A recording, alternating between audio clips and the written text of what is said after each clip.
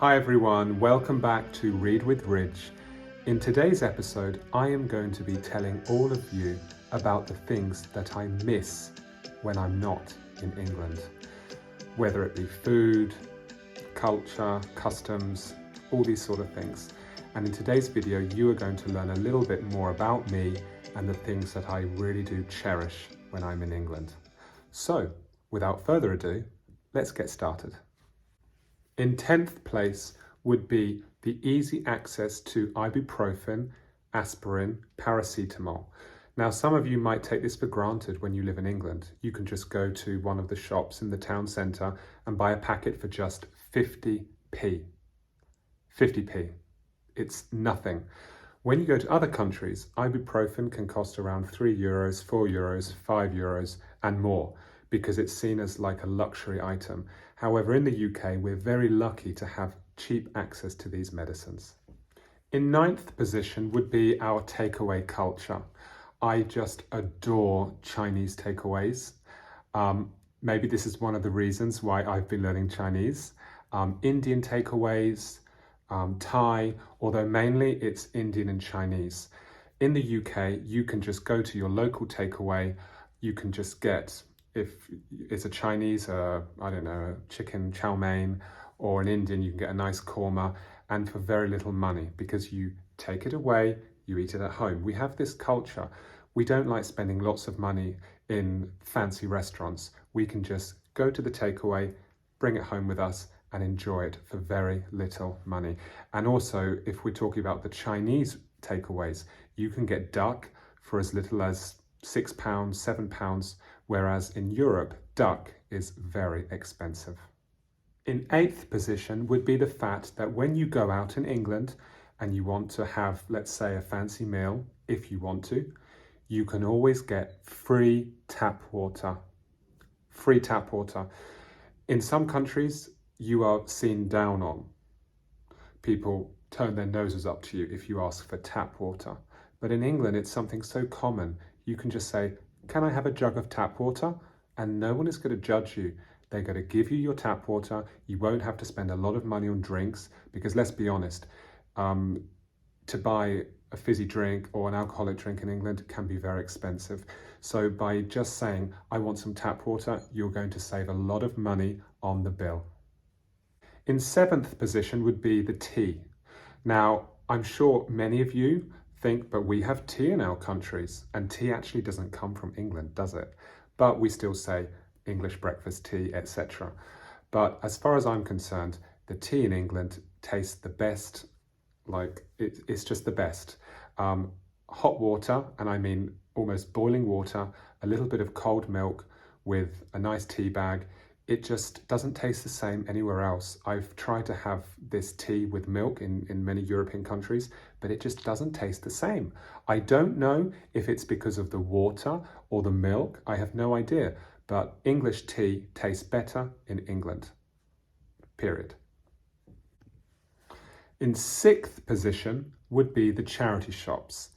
I haven't seen charity shops in most countries that I've been to, and I've been to a lot of countries around the world, but rarely have I seen a charity shop outside of the UK. In our country, we have a custom of going to charity shops to buy affordable clothing, and the money goes to a good cause. For example, it might help the elderly, it might help people with cancer, for example, it might help orphans, refugees, people that children that come from unstable backgrounds. And you know that what you're spending is going to a good cause. And at the same time, you can buy some amazing clothes. Okay, they're secondhand, but sometimes you can get some good designer clothes in those charity shops. And of course, if you go to the charity shops in London, watch out, because you might find some really cool stuff. In 4th position would be obviously our English breakfast. Now, I'm not saying that you need to eat an English breakfast every single day. I'm not. All I'm saying is that it is a very special treat in England to have a nice English breakfast. Sausages, eggs, bacon, tomatoes, hash browns, baked beans, orange juice, toast, mushrooms. Yes, it seems like a very big meal, but I'll tell you something. If you eat this for breakfast, you then won't want a very big lunch. So therefore, you're having your highly calorific meal at the beginning of the day, which experts say is the best time to have it. In third position would definitely be our legendary fish and chips. We get a lot of criticism from our neighbours in Europe and around the world by saying that fish and chips is very unhealthy, it's junk food, but despite that, it is a classic British dish. When done properly, it is absolutely amazing.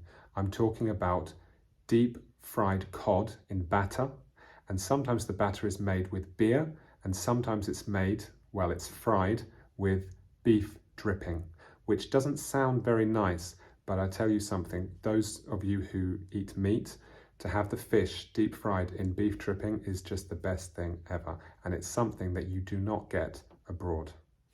In second position is the bacon. Now, I know that in other countries in the world you have lovely bacon, I'm not denying that. However, our bacon is of exceptional quality, and in our culture sometimes we like to go to a takeaway cafe and we say, can I have a bacon sarnie? And they'll give you like a roll with bacon inside it, nice and crispy, with some brown sauce, which is very important to mix with the bacon roll, and it is just magical. In other countries, the bacon is not as tasty, or it might be very fattening, very greasy. It might just be extremely white, and it doesn't look very appealing. But I do say that our bacon in England is incredible. You have to try it. And in first position goes to, and I'm not getting any money for this because I'm not doing a deal with them, is Wetherspoons. If you come to the UK, you have to go to Wetherspoons because there you can get very affordable alcoholic drinks. You can get tea or coffee for just £1.50 and you can refill it as much as you want. You can get very cheap cocktails. You can get delicious food. They do special deals according to the day.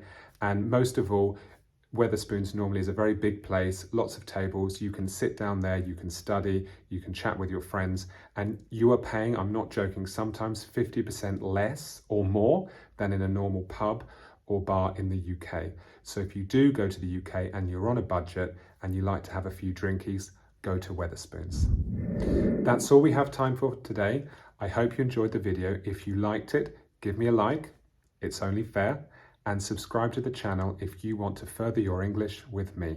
Thank you very much and see you in a new episode soon.